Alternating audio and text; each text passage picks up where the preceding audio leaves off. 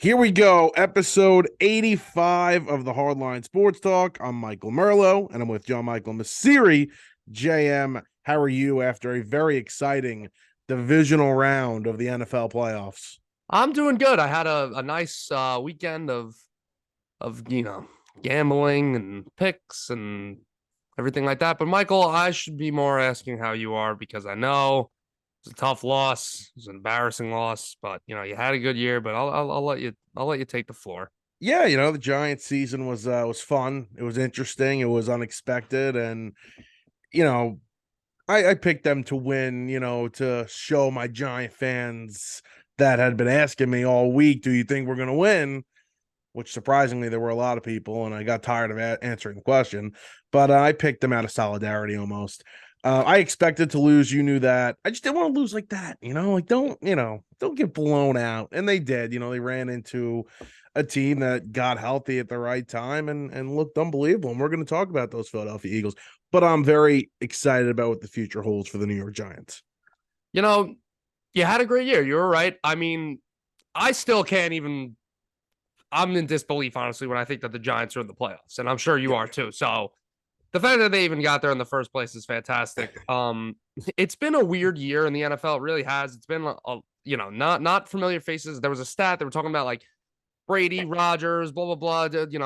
A couple of guys like that. This is the first time like they haven't been in the playoffs this late, and they were also talking about like franchises like the Steelers, Patriots, Broncos, and a couple other teams. Like this is the first time we haven't seen any of those teams this late in the postseason. So it's definitely been sort of like a changing of the guard in the NFL this year, and there's been a lot of surprises like the Giants and the Seahawks.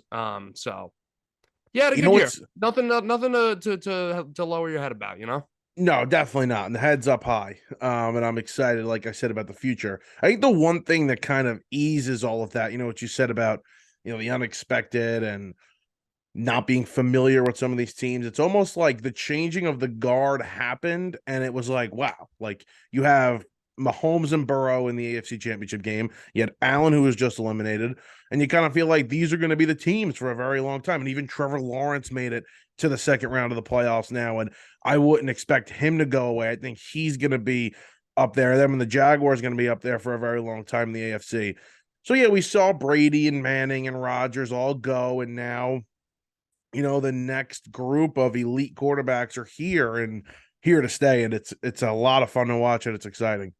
Maybe they're gonna like do a relocation of these conferences or something now that as the years go on because like can we get some good quarterbacks out of the AFC? I mean, this is No, kind of you guys can keep them. You're all no, good. no, no, no, They, no, no. they, It's kind of ridiculous. That's all they right. feel comfortable in the AFC. It works Yeah. in the AFC. No. You had Brady, Manning, Roethlisberger. Come on, we got to continue Yeah. that, except times it Yeah. by two a little bit. No, that's great.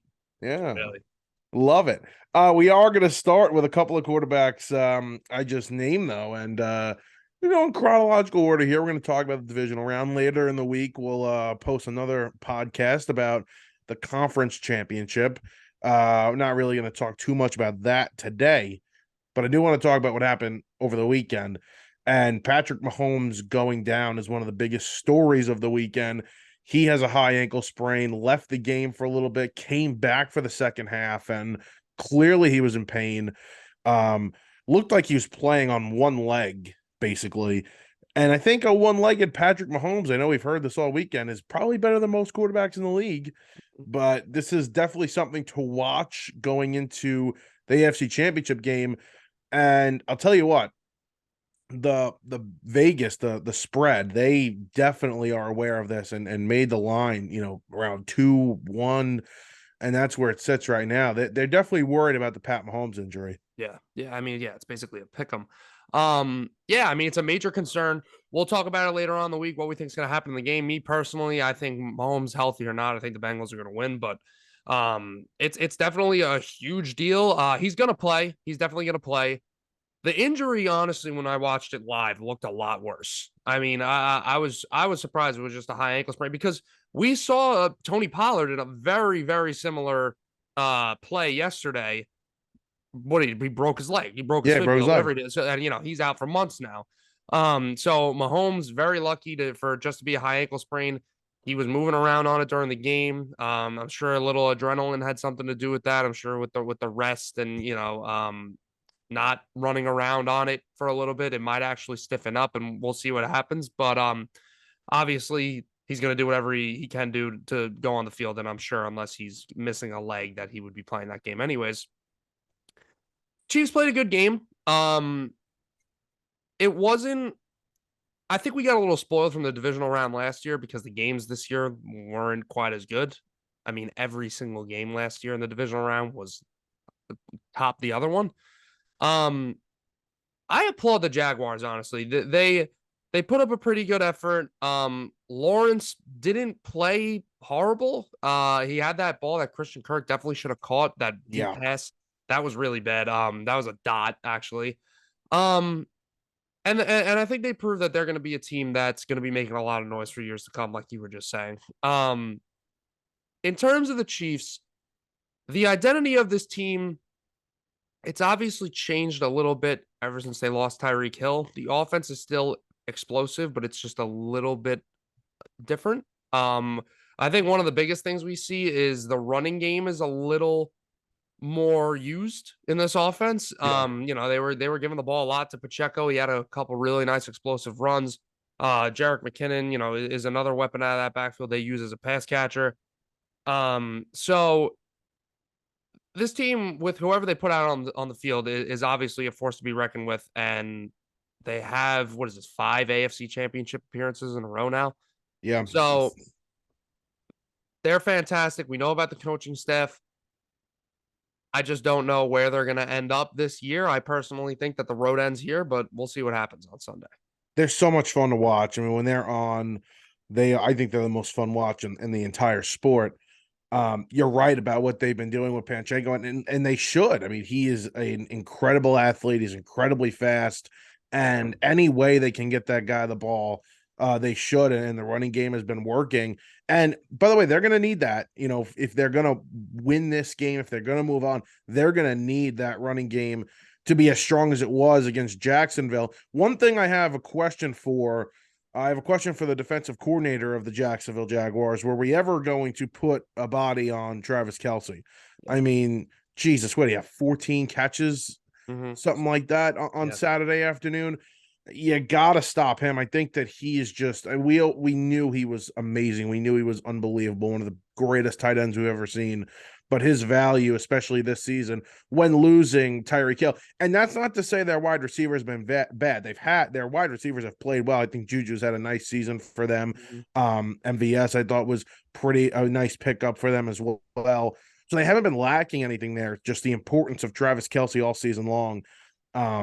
His value has been felt big time this season. And now we see it. It'll be a very interesting matchup, which we'll talk about later in the week. And like you said about Jacksonville, Travis Etienne, he's a fun watch. I like watching him too. He's a great athlete. And the one thing we forget about Jacksonville, and I forgot about it too for a very long time, is that they're gonna have Calvin Ridley on this team next year, which is pretty nuts. After the year Kirk had, now slides in to be, almost like wide receiver 1A or 1B or even wide receiver 2 when Ridley's on. That's pretty nuts. Right. You know who might find himself a nice contract this offseason, whether it's with the Jags or whoever? Evan Ingram's going to be a hot commodity on the free agent market. He had a really nice season. It goes to say, a tight end like him who is that fast at that position, teams are really going to get excited to bring a guy like that along and see what creative ways they can get him the ball. So I think he'll definitely get a pretty big contract this offseason. Yeah, Doug Peterson, a smart offensive mind, knew exactly how to use him. And when Evan Ingram had good years with the Giants, it was under Pat Shurmur, who was an offensive coach.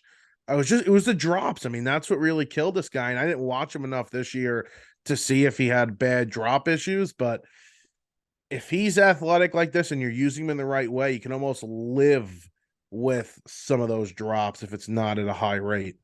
Yeah, you're 100% right. Somebody will pay Evan Ingram. I mean, somebody paid Christian Kirk all that money. And look, it worked out. He was really good. But I remember everybody, including myself, were flaming the Jaguars for that contract. And really almost their entire offseason. And it ended up really being a nice offseason. I think one of the most the biggest takeaways I had from this weekend was it's kind of crazy the advantage you get when you get the first seed in your conference. Like Yeah. the Chiefs and the Eagles got the first seed, played the no offense, the least, the worst team still remaining pretty easily in each conference. You would say the Jaguars are definitely not in that same tier as the Bills and the Bengals, and then I would say the same thing about the Giants with the Cowboys and the Niners. And then you gotta, you play at home, and then you gotta win one game, and now all of a sudden you're in the conference championship and you're playing home. It's pretty crazy how much of an advantage you have if you get that first round bye. Yeah, you got to win 3 games, and 2 have been home. Mm-hmm. And the first game is a very, very favorable matchup. Most likely, you're 100% right about that. Yeah. Let's move on to the next game, though, where we had the Giants and the Eagles. And the Giants were just outclassed in that one. And you got to give credit, obviously, to the coaching staff of the Eagles who put them in a great spot. But it was Jalen Hurts who looked like the MVP quarterback that we saw early in the year. And there were questions whether, this team was going to be able to play together after not, playing together for a full month, basically, really going at it. That week 18 game, they didn't show much. You could throw that one out the window. And of course, Jalen's health. I mean, nobody knew how healthy he was going to be. Was he going to be in pain? And he shut all those doubts up pretty early, too, in that one against the Giants. Yeah. I was saying it while I was watching the game. This Eagles offense, honestly, is one of the best, like, well-oiled machines I've seen out of an offense in years. Like, the way they just so easily move the ball, I've been watching them all year, and it's just they seem like they could do whatever they want. Like, with their RPOs, and their running game is so good because that O line is so good, and Hurts can move, and guys are always open. Dallas Goedert, I think, is one of the most underrated tight ends in football. He's fantastic. I'd put him up there with just about any of them besides Travis Kelce. And the wide receivers are fantastic. I mean, AJ Brown didn't even really do anything. Devonta Smith is probably a top 5, number 2, wide receiver 2 on his team compared to the rest of the league. They really could just do whatever they want. It's kind of crazy. Every year, and the Giants have been in the playoffs, so it's like this is where you have to improve. And every year I say, well, you have to have. I'm like, football's easy. I feel like I send this text every postseason. Football's easy. You need to have a good offensive line. You need to have a good defensive line. And just talking about the Eagles' offensive line, it's just so that's where they have the advantage. Sure, they have AJ Brown, who's amazing, and Devonta Smith, who's really good. And I mean, their running backs, Sanders is a good player, whatever.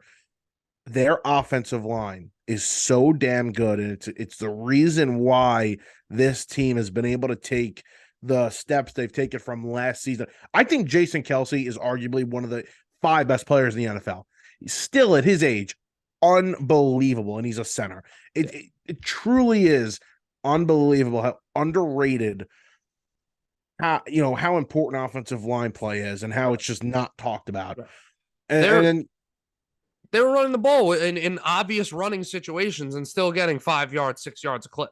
Yeah. And listen, part of that is 100% the threat of Jalen Hurts as well. I mean, Jalen Hurts adds to, that running attack because you have to defend him as well. It's an extra defender on the field. But you got to, I mean, even if they were just running the ball down the middle with, one running back, they're still able to move the ball at an incredible clip. And Jalen Hurts' improvement as a passer this season has been remarkable. And it's another main reason why they are the best team in the NFC. And by the way, I mean, you can say what you want about the 49ers. You know how big I am on the 49ers. At least these 2 teams that are meeting in the NFC Championship game are 1A and 1B for the next 5 years of teams that are just going to run the NFC most likely. Yeah. Because it doesn't look like these teams are slowing down. Yeah, I mean, we've been saying it all year. When you look at these rosters, the Niners and the Eagles, it's like you said, it's 1A and 1B. They got talent all around, built pretty similarly, play a little bit of a different style of football, but they're kind of built on the same values, and that's that smash mouth football that the win the line of scrimmage, fantastic offensive and defensive lines. Talking about the Eagles, and I know we're going to talk about the Giants a little bit. Hassan Reddick is unbelievable. The guy, he's been on 3 different teams over the past 3 years, and it's kind of crazy how underrated he's been because he's put up double-digit sack totals wherever he goes, and he just seems to play well. It doesn't matter where he is, what team he's playing for, what kind of scheme he's in. He's a premier pass rusher in this league. What? He was on Arizona, Philadelphia, and who else? Carolina. Was he drafted by Carolina? No, I think he was on I think he was drafted by Arizona, and then he was on Carolina last year, I think. Let me look at this quick. I completely forgot he was on the. Yeah, he was drafted by Arizona, then a stint last year. Yeah, I mean, I was watching a couple of clips. I think Brian Baldinger, one of the Baldingers, posted one of his breakdowns on Twitter and just watching the way he was able to stop the run, set the edge, and of course his ability to rush the passer. You're 100% right. It's incredibly underrated. And when the Eagles signed him, I remember the day they signed him, and Eagle fans were freaking out, like, "Oh my god, what a great sign!" I'm like, "All right, you signed Hassan Reddick, like, it's not a bad signing, but I mean, it's something to freak out about." No, it was something to freak out about. Yeah. I mean, this guy was incredible on that defensive line. And so I'm sorry. Same thing with Bradbury. It's kind of crazy the way the Giants just let him go. And I mean, isn't he an all-pro? He's a second-team all-pro or something like that. Yeah, the Giants really had no choice with their cap situation. But yeah, it was a move at the time that a rebuilding team had to make. Right. If they knew they were going to be in the playoffs, obviously they would love to keep him.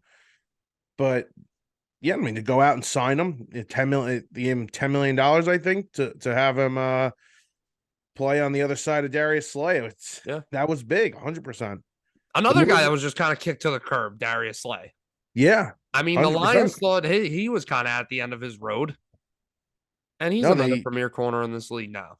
Got to get their hold. I mean, it all starts up front, right, with the pass rush that they get, but they have a ton of guys on this defense that played at such a high level. Jordan Davis is underrated to me, the rookie from Georgia. People, like, oh, he wasn't that good. This dude, first of all, when Jordan Davis and Jalen Hurts played, they were undefeated. When they both started and played a game, they were undefeated, right, which is pretty remarkable. And he's one of the best run stoppers in the league already as a rookie. So TJ Edwards, another guy who's had a fantastic season. Really good. I think he's a free agent too, which is going to be interesting to see what they do with him. Yeah. If they can pay him, but they're remarkable all over the field, 100%. And now to the Giants, where, yeah, right. Well, like we said, not nothing to hang your hat about. Good season, right? But there were obviously some things that were exposed in that game, and we didn't, let's pump the brakes a little on the hype of this team was going to upset the Eagles, which obviously they didn't. Yeah. And you sent me that video yesterday that what Connor Hughes was talking about, which he's a Jets guy, and I think this year he made the he does both the Jets and the Giants now or something. Big SMY guy, yeah. And he was saying, if I'm the Giants, I'm thankful for that game because you don't want to be, have the delusion where it was a game right down to the last minute and you lost and you think that the gap isn't very big between you and the Eagles. The gap is very big between you and the Eagles. And you can bridge that gap, but it's going to take, obviously some trades, some cap space, some signings, whatever you got to do. But they obviously need to fix that gap. How are they going to do it? I think, like we discussed, some of the most obvious things. Got to get a receiver. Just got to get some overall weapons on this offense, and you gotta fix up that defense because honestly, I think Wink Martindale, this guy's getting head coaching opportunities. He's got some interviews lined up, and this Giants defense was very, average. It was just about the 16, 17 scoring a defense, something like that. So right, they got some positions to fix up on that defense. I think the most obvious one is linebacker, but they don't have linebackers. I mean, their defensive line on Saturday, I mean, listen, the Eagles' offensive line was unbelievable, like we were just saying, but the Giants' defensive line didn't get dominated. I mean, they didn't win the battle, but they didn't get dominated. And the reason why they were able to run the ball so much is because there was no linebackers to fill the gaps. Right. That's 100% their biggest need on defense is linebacker. Joe Shane and Brian Daboll said it today in their end of the year press conference. They said, listen, we got to close, literally, we got to close the gap between us and the Eagles. How do you do that? Like you just said, help in the secondary, help with the linebackers. I think the defensive line, for the most part, other than adding depth, is in a really good spot. I really like the 4 guys they have there, just adding depth. And then interior offensive line. There's still a lot of work to be done. I mean, this was year 1 of a rebuild. And sure, you like the fact that you made the playoffs and you had a better year than you expected, but there's still work to be done. They have 11 picks in this upcoming draft. Now a late first round pick. So it'll be interesting to see how they attack this offseason. Obviously, they have a ton of free agents: Saquon Barkley, Daniel Jones, Dexter Lawrence, Julian Love, just to name a few. And by the way, Julian Love had such an awful game. He could have been the best safety in the world all season long, and he wasn't. But I would still let him go. 5 missed tackles. He was just unbelievably bad on Saturday night. Yeah. But yeah, I think the first thing is sign Dexter Lawrence. You got to lock Dexter Lawrence up for 4 or 5 years, whatever he wants. Then I would go and sign Andrew Thomas to an extension. And then you worry about, what you're going to do with the quarterback and the running back here. And, I think that's definitely a big time topic, whether or not to keep Daniel Jones. I think they're going to. I think they should. They said it today. They're going to. The other one is running back. I wouldn't pay this guy a ton of money. And he said yesterday that he doesn't want to break the bank when it comes to, setting a record for the highest paid running back. And by the way, nobody thought he was going to ever touch that, right, due to the injuries. But at least he's got a little head on him that he knows that the Giants aren't going to break the bank for him. Well, if I'm the Giants, I'm taking a lesson from the Dallas Cowboys and that whole Zeke situation, which Zeke, I mean, he's really just past his time. You're watching him play, and he's still got that power, that power side to him, but the agility, the athleticness, the athleticism. I just made up a word. The athleticism. Nice word. It's that's long gone. And Tony Pollard is clearly the better back in that backfield. But when you talk about Jones, I think there were some things that were exposed on Saturday. I think that this style of offense that they designed for him was very cushy, and it was very simplified. It was kind of like a one read and scramble kind of offense, and he had success in it. And I don't think that you just need to kick this guy to the curb. I'm not saying that at all. I think it does make sense for them to bring him back. Now, how long are you going to bring him back for, and how much money are you going to pay him? I'm not sure about that. I think you kind of need to set a limit when it comes to that. If he's asking for too much or too much for what you think he's worth, I would definitely look at other options. But I bring him back, build the core, build that offense around him, do what we just said, get those linebackers, get whatever you got to do. And I think they could win with this guy. The thing with his game, though, is I don't think that Daniel Jones, because we were talking about this off camera, talking about how, you look at guys like Josh Allen, you look at guys like Jalen Hurts, they get these number 1 receivers and they seem to take their game to the next level. Not always what happens, though. All these quarterbacks aren't exactly the same. What I would say to that is Daniel Jones getting a number 1 receiver. Let's say they go out and they get DeAndre Hopkins. I don't know if he is the kind of guy that could elevate his game more, because with a guy like DeAndre Hopkins, you're going to have to run a little bit more of a sophisticated offense, probably going to be thrown into tighter windows, a little bit more of an aggressive offense, one of those offenses that teams fear. Do I know that he has the talent and the capability to be in an offense that defenses are going to fear? One of those high-octane, high-powered offenses where you could throw it all around the field? I don't know if he's got that talent. Right. And I understand what you're saying there. There are a few instances this year where, Daniel Jones will throw a ball up and it's, it goes incomplete or it's dropped or whatever. And you're like, number 1 wide receiver probably makes that play.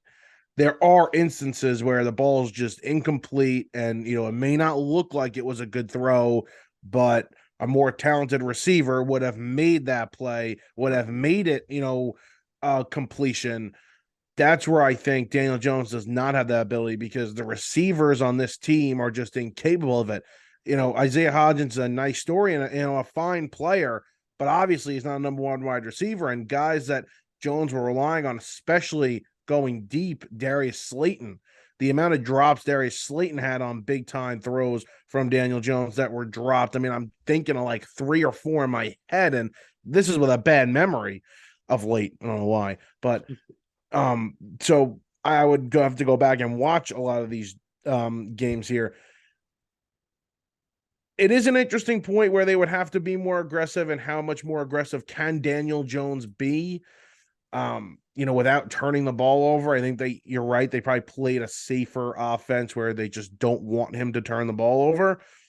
But I think the job that he's done, even going back to last season a little bit, he cut them down, and now obviously this year we only have 5 interceptions.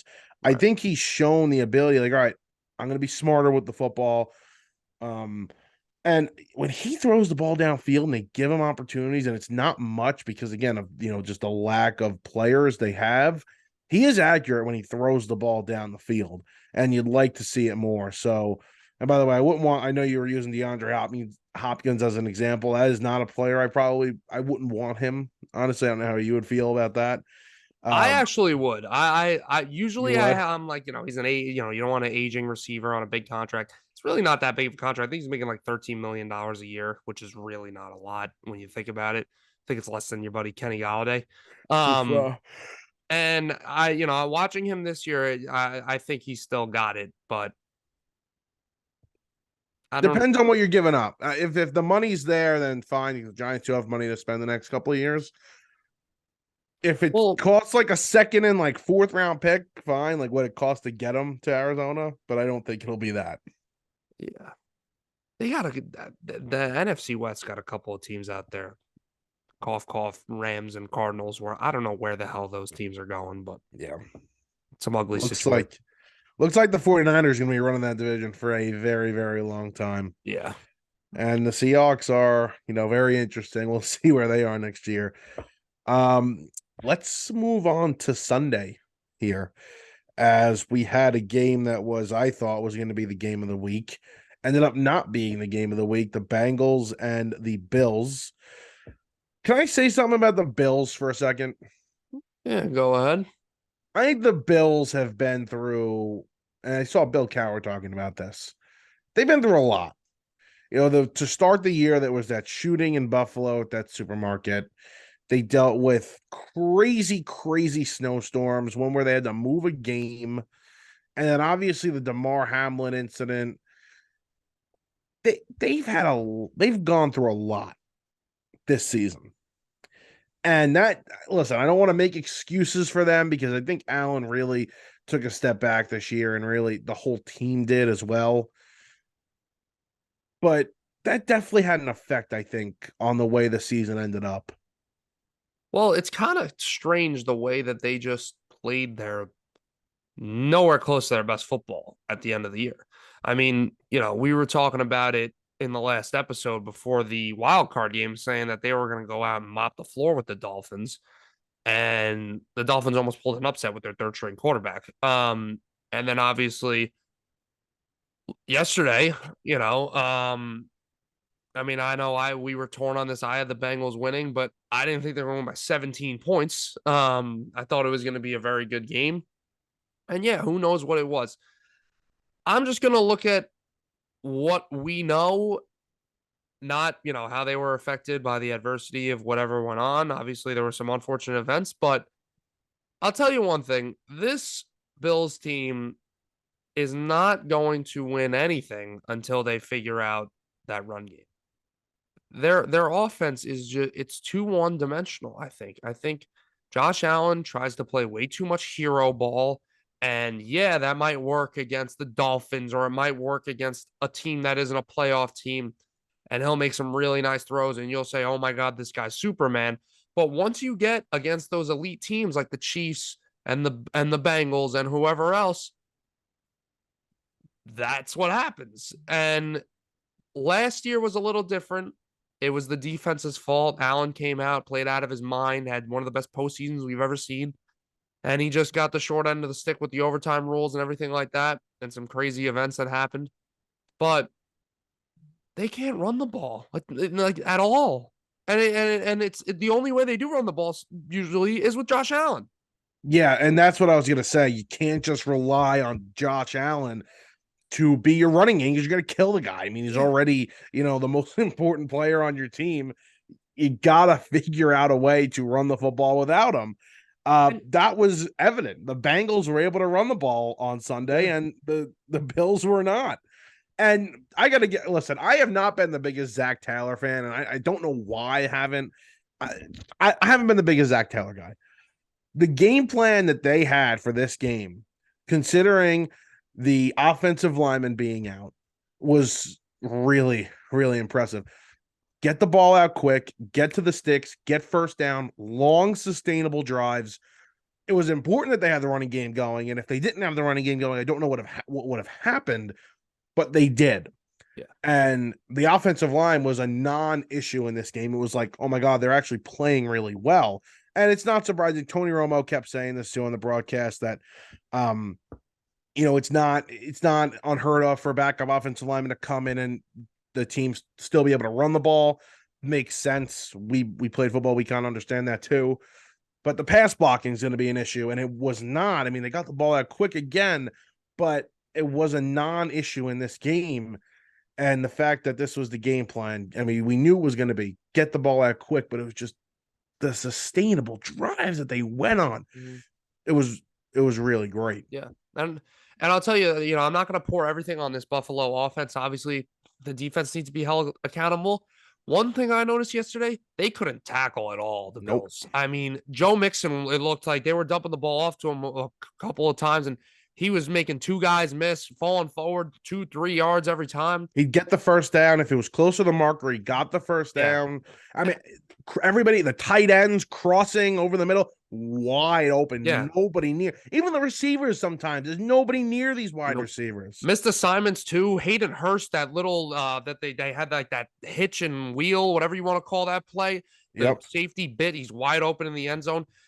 I got to say, and I don't want to, make too much of a fuss about it, but Tre'Davious White, I think, is just a little overrated. I mean, I feel like every time I see them play a big team, he kind of seems to have his hands full. Yeah.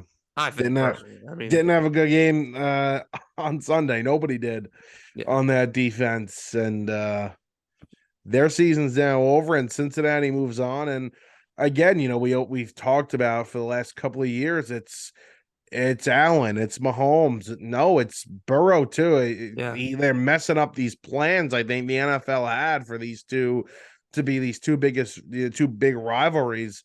And, Burrow and the Bengals have had the Chiefs number the past few years. Go back to the playoffs, go back to last year's regular season, go back to this year's regular season. Yeah. They've beaten them. So it's going to be very interesting to see. And now the discussion of Josh Allen, as the thrower, the passer of the football, what the hell is the problem? I can't imagine it's just all coaching. I can't, I don't want to put this on Ken Dorsey here, who took over as OC for Brian Daboll. I don't want to put this on those two guys too much. Like, it's got to be something wrong with Allen. No, like, it's not a coaching thing. I don't know. Or is it a coaching thing? Honestly, to go back in time, you're kind of seeing the stuff we had questions about when he was a prospect, and it's accuracy. I think yesterday he had some really bad balls. He did the same thing last week against Miami. Got a couple balls where he spiked it in the ground in front of his receiver, or guys had to make sliding catches, couldn't hit guys in the chest. He had Diggs open on a play yesterday, big play, overthrew him. So, I understand the conditions and everything like that, but Joe Burrow seemed to be doing just fine. So he's got some concerns with accuracy. And, we said it. I remember on the show when we did our preseason predictions and we were predicting the MVP. And I think I picked Justin Herbert, or you did, or we both. I don't remember, but I remember talking about those four AFC quarterbacks that everybody loves to talk about: Herbert, Burrow, Allen, and Mahomes. And we were saying that, these guys, it's hard to say who's better than the other. And they're always, I think, over the years going to be fluctuating, going up and down. And that's kind of what's happening this year. I mean, I think if you look at it, I think Burrow's clearly the better than Allen right now. Um, Mahomes is the only guy where it's like he might just be one like all the time. Yeah. Like he's that good. But this is what's happening. Allen, he's on the downturn right now. Yeah. And I'm sure he'll be able to fix it, but how are they going to fix it? That's the question. Yeah. It's forgot what I was gonna say. It was along the lines of, it's a great point that you're gonna see this fluctuate a little bit. I agree with you, Burrows too. I think Herbert might actually have surpassed Allen this season as 3 with the way the year went on. I think Allen might be 4 at this point, but it's a Trevor Lawrence, disappointing end. Yeah. Trevor Lawrence might throw his name in there next year too. Oh, 100%. I think it's these 5 for the next Yep. 10, 15 years, which is a problem for the AFC, I would say. Yeah, 100%. Where did I want to go next here with this Last game. discussion? Last game, yes. Wow, it was not as high scoring as I thought it was going to be. Yeah. Lack of touchdowns in this one. I know everybody had their little. I had a bunch of touchdown parlays yesterday to try and save myself from what was a terrible Sunday gambling wise. But did you see what the Twitter account of the Dallas Cowboys put out? No, I did not. Okay, I'm gonna read it to you. Hold on. Oh God, was this It's before the game? After the game? After the game last night. So it's a article. It's a link to an article, which is Dak talking about the loss, and the comment on the tweet is Dak Prescott gave away the ball twice in the narrow loss to the 49ers. In a matchup, the Cowboys had a chance to win if they didn't again generate self-inflicted wounds. That's what the Cowboys tweeted? That's the Cowboys official Twitter account. That's what they tweeted. And that's like a link to an article or something? And then there's a link to an article about, just Dak on the loss. Completely throwing their quarterback under the bus here. On the Dallas Cowboys Twitter. That's crazy. I thought they would, be the Dallas Star or whatever the hell the newspaper's called tweeted that, not the Dallas Cowboys. Nope, the Dallas Cowboys verified officially. Even got an NFL logo next to it. Yeah, Jesus, nuts. That's not good PR. No, throwing your quarterback completely under the bus. I mean, they're not wrong, but no, 100% they're not wrong. But to tweet that, really? But let's actually talk about why the tweet was sent, right? Because it was Dak's fault. They lose that football game because of Dak Prescott. And it's funny because the more they ask of Dak Prescott, like when they ask him to throw the ball a certain amount of times, when the running game is not there, when the offensive line may not be as perfect as it's been earlier in his career, he has gotten worse, and this season significantly worse. Yeah. I think the Cowboys have a Dak Prescott problem over anything on this team. All right, I'm not ready to go that far. I understand what you're saying, and I'm very concerned too. I mean, he's had a reputation over his career to actually be pretty good at protecting the football. Yes. And like you said, they asked more of him this year, and he led the league in picks, missed 4 or 5 games, whatever he did, and he just threw 2. Really should have thrown 3. Dre Greenlaw had a wide open pick 6. He dropped it. Obviously, this team lacked receiver depth this year. I think that's not really a hot take, Right. They have a number 1. I think I really like CeeDee Lamb. I think he's a very, very good receiver. Yeah, he is. Tight end, I think, is fine. I think Dalton Schultz is a good tight end. And the offensive line, yeah, Jason Peters didn't play yesterday, but still, very good offensive line that he has. And we know Tony Pollard's a good weapon, so they're not really missing a ton on offense. So, yes, when you look at the Cowboys' losses over the past couple of years, believe it or not, it hasn't been because of their defense. You would think, we think about all the stars on this offense that, they would just be getting into shootouts and they can't keep up with whatever offense they're playing and they lose. They scored 12 points yesterday. They scored 17 the year before against the Niners. It's not on the defense, it's on the offense. And I don't know whether it's to blame Dak Prescott, whether you blame Kellen Moore, Mike McCarthy, you blame the receivers. I don't know who it is to blame, but something needs to be done about it. I mean, it's been going on for years now. Dak's been here a really long time. They just paid him a really big contract. I don't know what drastic measures need to be taken. I don't know what Jerry Jones is going to do because we know him. He's an aging guy who loves his team and he's very impatient, especially as he goes on with age. I got to ask you, what do you like? Do you think they're actually going to consider moving on from Dak? Because I don't think that. I don't think that they do should. with them. I don't think they should consider him because there's not going to be a market for him. Yeah, exactly. Like, I mean, you're a team that your team needs a quarterback. Would you be willing to trade what you would need to trade plus take on his contract? no. I mean, like there's There no probably will be a market though because Derek Carr has a market apparently. Like it's been heating up. They're talking about in trades that people would be willing to take on that contract. So right, but it's a shorter term. I'm not 100% familiar. I can look it up right now with Dak's contract. I know Carr's contract's only for another 2 years. I'm pretty sure. yeah, It's not long. Let's look up Dak's though, because either way, let's just talk about I would start drafting quarterbacks. really. Yeah, probably. I most likely. What does this say? Wow, this is really confusing. Um, potential out in 2024 for them. They can get out of this contract in 2024, and there's an option to keep him in 2026. All right, so go for it again next year. And then if that doesn't work out, then bye Dak. Yeah, I And mean, it sucks because I actually give the guy a lot of credit. I like Dak personally. I think he's a really good guy. He's obviously had some crappy things happen to him over the course of his career. He is the quarterback for the most famous franchise in football. it's And difficult. he's Not under a easy. lot of scrutiny and everything gets put on him, and he handles it very well. I will say that. But is he that guy that could win them a Super Bowl? I'm looking at this. This year. It doesn't look like it. I don't know if you probably remember the play last night when Fred Warner was covering Oh, that CeeDee was Lamb down the field. crazy. Yeah. I was just sent a video.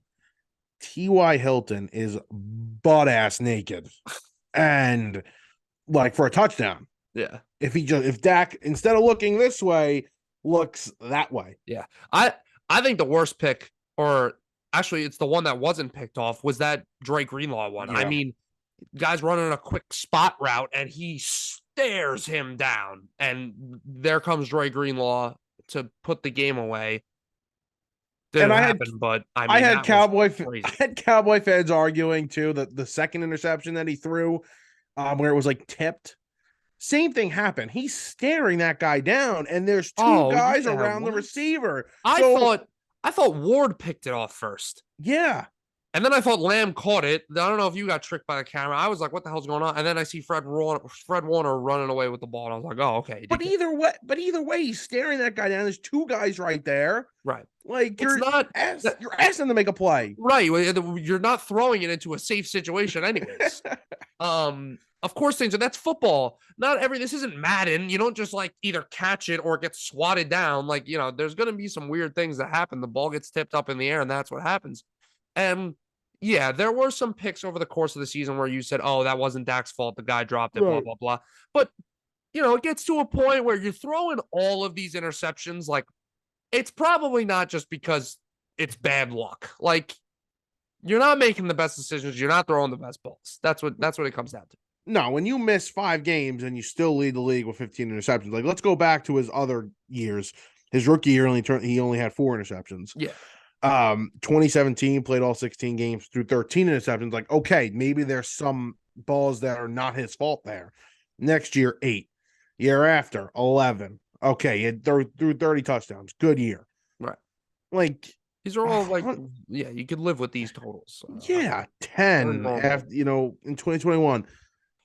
This you can't. And he's been protective of the football, like you said, but I don't know if this is just what is the word? Aberration. Yeah. I don't know if that's it, but just not good. Not good from the franchise quarterback I of the will Dallas say Cowboys. the one thing that if I'm a Cowboys fan that I could at least be happy about yesterday, that clip of Micah Parsons throwing Mike McGlinchey to the ground Yeah. was maybe like the funniest thing I've seen in a long time. Aaron Donald's unbelievable, right? And even Nick Bosa is going to be Defensive Player of the Year, I think, this year. He's unbelievable.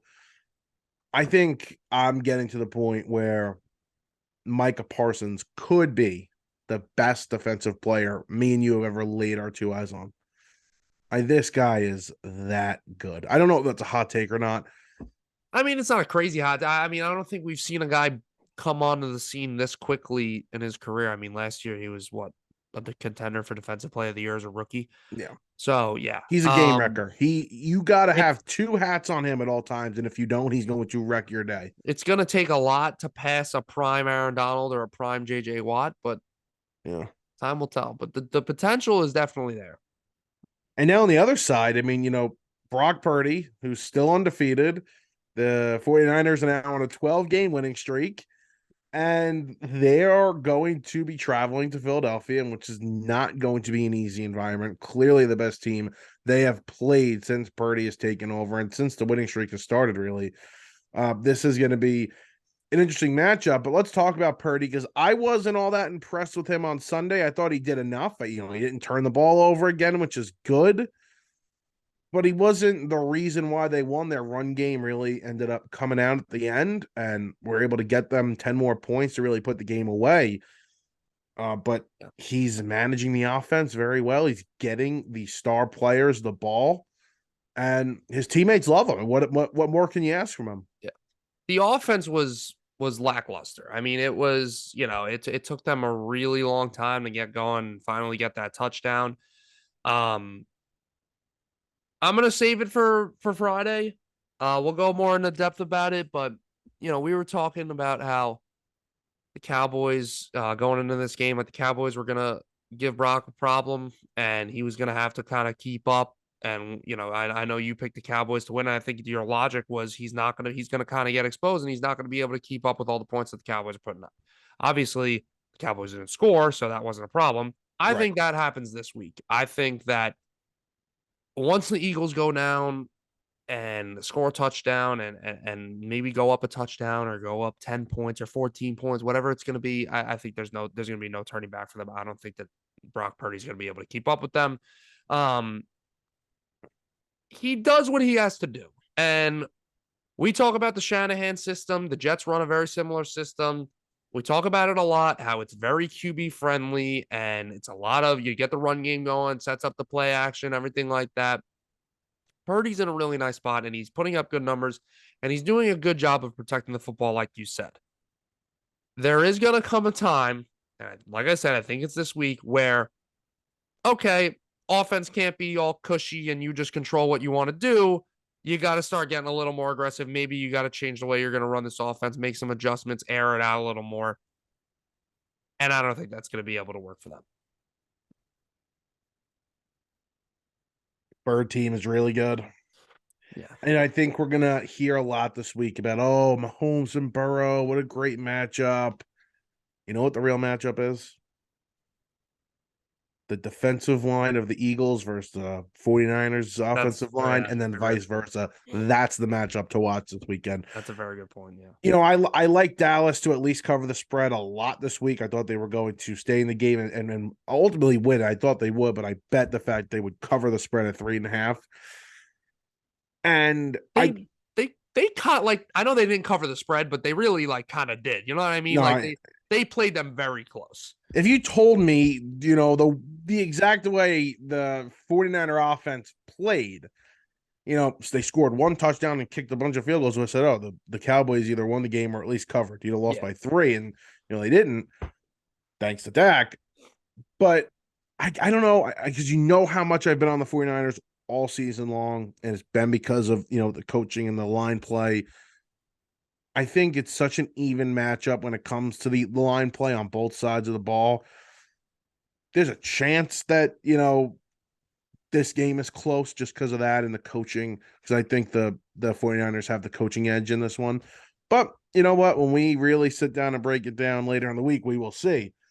But that's an exciting matchup. I don't think we could have gotten a better Final Four here. Yeah, it's the two best. I think it's the four best teams in the league. It's the two best in each conference. I think it's. I mean, I would have told you a couple weeks ago. I wouldn't say they're the four best teams in the league. I'd say the Bills are probably better than the Niners. But now I think after what we saw, I think everything worked itself out. I think these are the four best teams in the league. And credit to us, we've got one game wrong each. Yeah, I was just about to say, I'm surprised with your. I know we don't know what the games are going to look like a couple weeks after we make our predictions, but you kind of went against your predictions this week from your bracket. You had the Niners. You got the Niners going to the Super Bowl, and you said that the Cowboys were going to win. So yeah, especially the way the lines came out, especially in that Bills game, man. I mean, that was weird that they were 5.5, 6-point favorites. I'm like, there's got to be a reason for it. There wasn't. The Bengals just dominated the entire game. Dallas. Yeah, I lost faith in my 49ers there for whatever reason. I think that was Vegas kind of flexing its muscles in that Buffalo game, getting a little arrogant, saying, everybody's going to be on the Bengals. I think, we think the Bills are going to come out and kill them or whatever. So I've never seen a player in my years of gambling cost Vegas more money than Joe Burrow has, because I don't bet with the public. So I've lost on Joe Burrow a lot going back to his LSU days. He is a public darling, and all he does is cover the spread. Yeah. That's all he does. The amount of money Joe Burrow has cost me is a lot. And I want to like him. I want to like him so much, and I can't because I'm like, I'd want to look back, honestly, and just see in our pick segments over the regular season how many times I picked the Bengals, honestly. Like, you're right. They just seem to always cover. They weren't the best covering team in the league, though, the Giants were. But really? Yeah, the Giants had the best record. I think regular season, if you count now to last week, I think they're probably tied at the top. I'm looking at the graphic right now. This is kind of insane. What? How many times I picked the Bengals? I picked the Bengals week 9, 11, 12. Why didn't I post week 13? I think we just posted exclusively to TikTok that time. Mm-hmm. Yeah, you love those Bengals. You picked them week 14. Against who? Actually, no, you picked against the Bengals 2 weeks in a row and lost both of them. You picked the Browns against the Bengals, and you picked the Bucks against the Bengals. Yeah, well, I would have won that Bucks bet if the Bucks didn't decide to turn the ball over 4 times in 10 minutes. I was thinking yesterday, I know we're wrapping up, but I was thinking yesterday, in that Bills-Bengals game, was that what we were going to see on Monday night when the DeMar Hamlin thing happened? Because I remember, me and you were arguing about that, and I loved the Bengals in that game, and they kind of seemed to really come out strong. They scored an opening drive touchdown. Then they were driving on that second drive in the game. Then obviously the game was canceled from that point on. But who knows what we would have seen in that game? Yeah, and it would have had. I think the line would have been affected too. And this one, interesting. You're 100% right. The Bills went right down the field and got into field goal range. They couldn't obviously finish the drive because it ended 7-3. But I think it would have been a high-scoring, high-powered game if I had to guess. Like an interesting game. To the end. Mm-hmm. But yeah, it's a good point. All right, that's gonna do it here, I think, for the divisional round. We'll be back later in the week with our thoughts on the conference championship games. I'm sure we'll have picks by then. I don't know which way I'm going in either game yet. And then also we're gonna have our top 5 shortstops, top 10 shortstops this week. Second baseman. We didn't do second baseman. We didn't do second baseman yet. Nope. Wow, so we're not even at shortstop. I don't know why I had a dream we did third baseman. I had a dream we ranked the top. I think you're hallucinating. Baseman. Yeah, a little bit. All right, so later in the week, top 10 second baseman, conference championship game preview. Anything you got to say? No, I think a bird just flew into my window, but no, I'm No, good. that's good. Yeah, it's a Yeah, sign. You I and the think it's birds. I think it's dead. Yeah, exactly. Go bird. Oh, I was just gonna say that. I know you said you're undecided. I'm pretty strongly decided on how I think this is gonna go, and I'll give everybody a hint. Just go look at what I predicted when the whole thing started. So. All right, we will talk to you guys later in the week.